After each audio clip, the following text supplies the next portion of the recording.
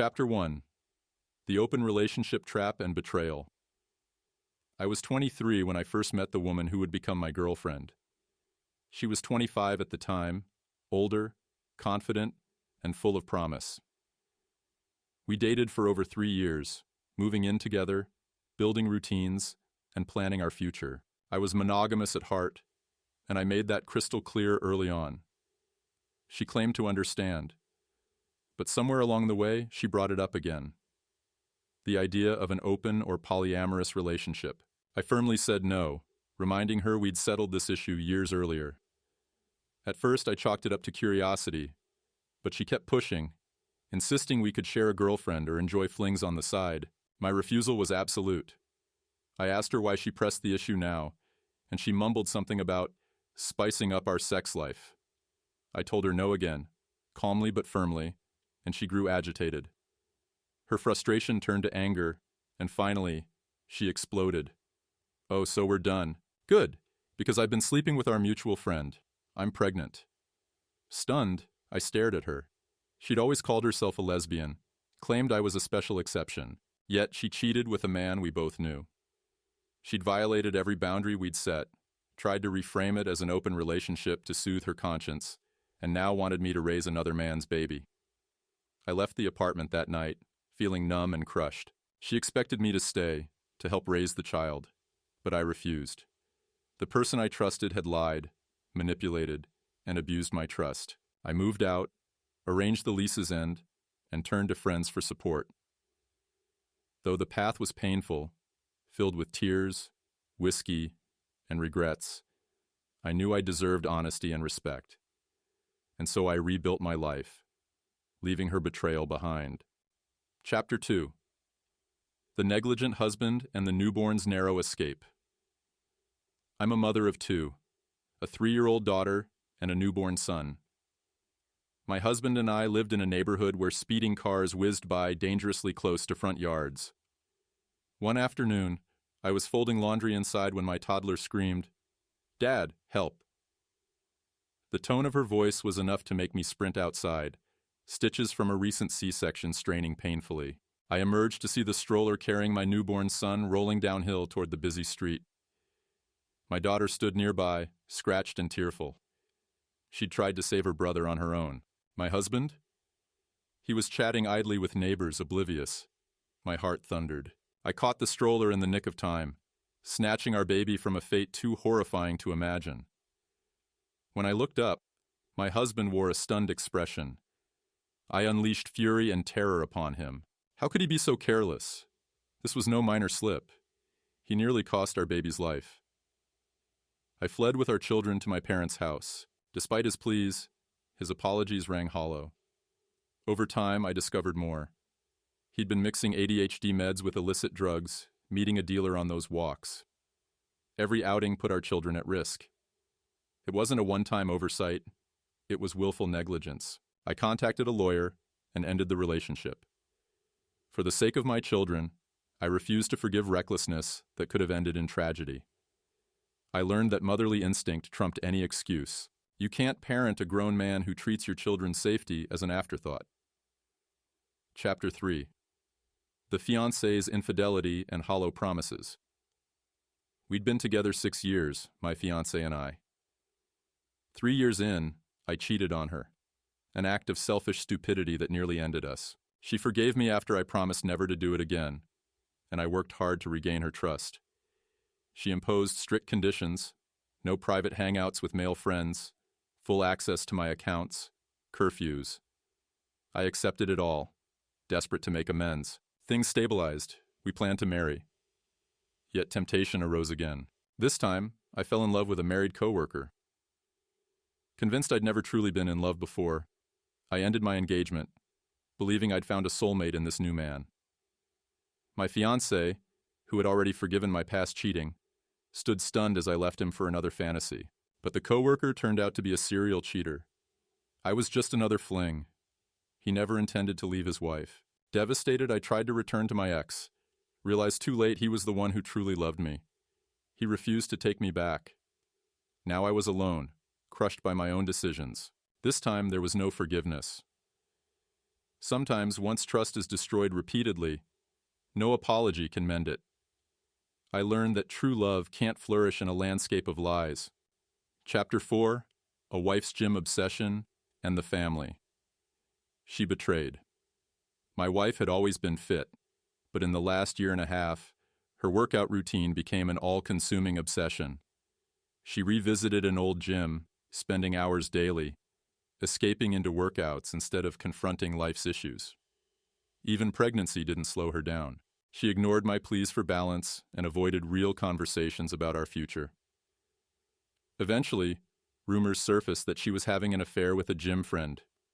I tried to trust her, but the puzzle pieces fit too neatly. Her absence, her defensiveness, the whispers. One night I confronted her. She snapped, smashed her phone, then confessed, yes, she was sleeping with him. Worse, she was pregnant, and now uncertain if I was the father. A paternity test confirmed I was indeed the dad, but she wanted to raise our child with her lover. Forced into a humiliating triangle, I struggled to maintain dignity. She moved in with him, painted me as abusive, posted lies online. Our child's future hung in the balance. Over time, cracks formed in her new relationship. She realized too late that he wasn't a solution, but another problem. Desperate, she tried returning home for the baby's sake. The chaos left me shell-shocked. In the end, I prioritized my newborn daughter's well-being over everything. That meant accepting a bizarre co-parenting dynamic with a woman who had betrayed me at every turn. But I refused to let that define me. I learned that fatherhood can inspire stoic courage. Even if I can't trust her, I can love our child fiercely. Chapter 5: The Traumatizing Dog Attack and the Cowardly Husband. I never expected to fight for my life against a rabid-seeming pit bull in my own backyard, let alone to protect two young children that weren't even mine by blood. My husband and I had agreed to babysit his niece, 5, and nephew, an infant, and I was watching them play outside while he stood nearby. Out of nowhere, a pit bull appeared and latched onto the little girl. I kicked it, desperate to dislodge its jaws.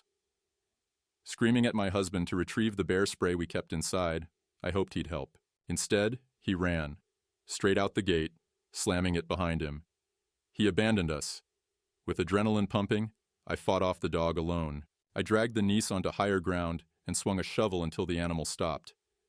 My body shook, teeth rattled, tears blurred my vision. I discovered later the dog bit me twice, but what hurt more than the wounds was my husband's betrayal. I was left wondering who I'd married. Fight or flight may be instinctual, but how could he desert me and his niece and nephew? He returned minutes later, tearful apologies tumbling from his lips. I felt only numbness. This incident shattered my trust in him. If he could run in a crisis, what else wouldn't he face by my side? I knew I couldn't stay married to someone who'd leave me to die. It's not about machismo. It's about having each other's backs. That day, I learned I'm a fighter who deserves a partner who fights too. Chapter 6: The Draining Polyfamily Expectation. My sister became a single mom unexpectedly. The father pays child support but isn't involved. Our mother was thrilled to have a grandson and promised my sister endless help. Yet help meant dropping the baby on me. A 19-year-old trying to juggle part-time work, freelance jobs, and online courses. They assumed I was always free. They expected me to babysit anytime, ignoring my schedule. I sacrificed study time and delayed projects. When I finally snapped, after they left me with the baby for a full day without warning, I was called a spoiled brat. Extended family chimed in, urging me to be supportive. Fed up, I created a babysitting schedule that involved everyone who thought family helps family. The moment they had to shoulder the burden, complaints erupted. This forced everyone to face the truth. The child isn't a community project. He needs stability and a responsible mother. Eventually, after a series of heated arguments and the intervention of a wise matriarchal aunt, my sister admitted feeling unfit as a mother. Serious discussions ensued, even considering adoption by relatives. I reduced my babysitting days and insisted on boundaries. Through confrontation, I reclaimed my time and sanity. I learned that family help can't be one-sided, and setting boundaries is crucial for self-respect. Chapter 7. Leaving the toxic boyfriend who refused to work. I was 31, finishing a PhD program on a small stipend. For years, I'd split rent and bills with my boyfriend. Suddenly, he quit his job without telling me, leaving me to pay for everything. I worked 2 jobs and studied full-time. He lounged at home, playing games, meeting friends, never lifting a finger.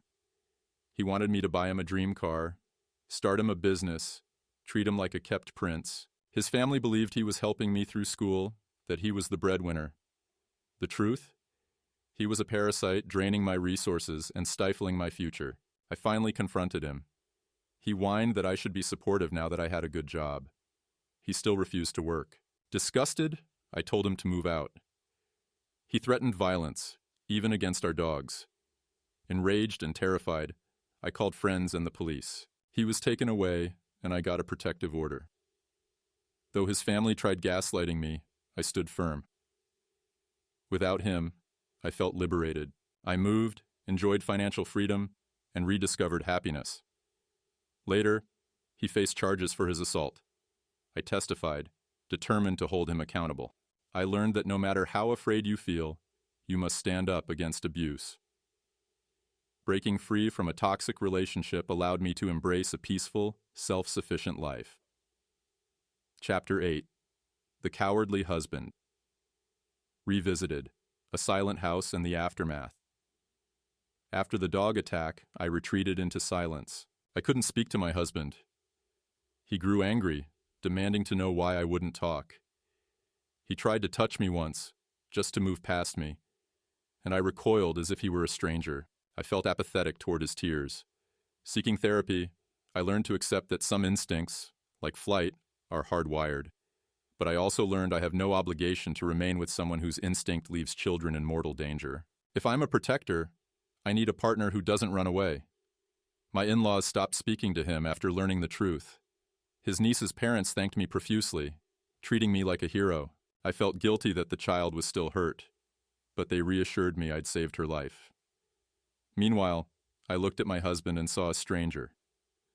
Though I hadn't divorced yet, I knew in my heart that was where we were heading. Trust, once broken by cowardice, doesn't return easily. Chapter 9. The Rich Stepfather and the Ungrateful Stepdaughter. I'd been with my girlfriend for a decade, cohabiting but never marrying. When her daughter, my stepdaughter, started college, I paid her tuition, about $40,000 at a state school. I also bought her a car. Throughout her college years, she lived rent-free with us. I expected gratitude, but she remained fixated on her deadbeat father, who never paid a cent. Now, she was getting married, and I was footing the entire wedding bill for a fancy venue that seated 250 guests. I asked to invite 20 people important to me, since I was paying. She agreed, but when the invitations went out, my friends only received announcements, not actual invites. My name wasn't listed as a parent, only her mother's and her real dad's. None of my chosen guests made the cut. I confronted my girlfriend, who brushed it off. My stepdaughter then dropped another bombshell. Her biological father would attend the wedding and give her away. I, the one who raised her, paid her tuition, and supported her dreams, was sidelined. The humiliation was immense. It felt like a slap in the face. I wondered if I should simply withdraw all financial support. Why pay tens of thousands for a wedding that erased me from her narrative? In the ensuing argument, I considered cutting everything off. If she wanted her real dad, fine, but he could pay. I realized that for all my generosity, I was just a wallet to them. This chapter taught me that unconditional financial support doesn't guarantee emotional respect. Boundaries and acknowledgement of contributions matter. Sometimes you must walk away to preserve dignity. Chapter 10. Common Themes and Reflections. Across these varied stories, a handful of themes emerge. Betrayal of trust. Whether a girlfriend pushes for an open relationship to justify her infidelity, a husband flees during a life-and-death crisis, or a stepdaughter erases her stepfather's role from her wedding, trust is betrayed. Once broken, trust rarely recovers fully. Overcoming fear and trauma. The mother who fought the pit bull, the father forced to co-parent after an affair, the survivor who left a violent boyfriend. Each faced terror and emerged stronger. Trauma can clarify priorities: children's safety, personal well-being, self-respect. The necessity of boundaries. From the aunt forced to babysit against her will, to the woman financially supporting a lazy boyfriend, learning to set boundaries is crucial. Without boundaries, people become doormats for others' selfishness. Unconditional love doesn't excuse abuse. Loving someone doesn't mean tolerating their negligence, violence, or cruelty. Love requires respect, honesty, and shared effort. When absent, leaving is often the healthiest choice. Redefining family and responsibility. The stories dissect what it means to be family. Blood ties alone don't guarantee loyalty or kindness. Step-parents who invest emotionally and financially can be cast aside. Grandmothers, aunts, or protective fathers show that true family is defined by care, reliability, and moral support. Fight versus flight. Under pressure, people reveal their true colors. Some fight heroically to save children or stand up to bullies. Others run, hide, or betray. Understanding a partner's crisis response can determine if a relationship is sustainable. Financial entanglements and recognition. Paying for education, weddings, homes often leads to expectations of gratitude. Without acknowledgement, resentment builds. Money can't buy love or respect. It must be accompanied by honesty, empathy, and communication. Chapter 11. Moving forward to a healthier future. For the characters who learned their lessons, the future looks brighter. The betrayed husband may find a partner who respects his dedication. The mother who left her drug-addicted spouse can raise her children safely. The woman who escaped her abusive, freeloading boyfriend finds freedom and even new love. The aunt who refused to be a full-time nanny sets boundaries and reclaims her life. The father who considered cutting off wedding funds might eventually find peace by refusing to enable disrespect. As for those who clung to illusions, like the fiancé who kept cheating, they face lonely futures. The cowardly husband who abandoned his wife and niece to a dog attack may never regain her trust. The stepdaughter who honored her deadbeat dad over the man who supported her risks losing a steadfast ally. Time marches on. Therapy, personal reflection, and rebuilding trust in oneself pave the way for healthier relationships. Courageously leaving abusive environments or manipulative partners opens doors to authentic happiness. Epilogue.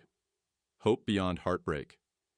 These stories remind us that heartbreak, betrayal, and disappointment are common trials in adult life. Many realize too late that loyalty and moral courage matter as much as love and affection. Yet survivors show that it's possible to stand up, assert boundaries, and choose dignity over despair. Over time, each protagonist who decided to walk away from toxicity found inner strength and better companions. Some discovered self-reliance, others found supportive families by choice, and a few embraced personal healing through therapy. The ultimate lesson? Everyone deserves respect, honesty, and safety. No one should remain shackled by fear, guilt, or tradition. Whether you're a mother saving your newborn from negligence, a father sidelined at a wedding you funded, a woman forced to kill a dog to save a child while your husband flees, or someone who wasted years supporting a partner who refuses to work. Freedom and peace await on the other side of setting boundaries. Life is too short to settle for partners who break your trust or use you. Stand tall, trust your instincts, and find the courage to choose what's right for your well-being. These stories end with survivors forging their own path forward, wiser and more resilient than before.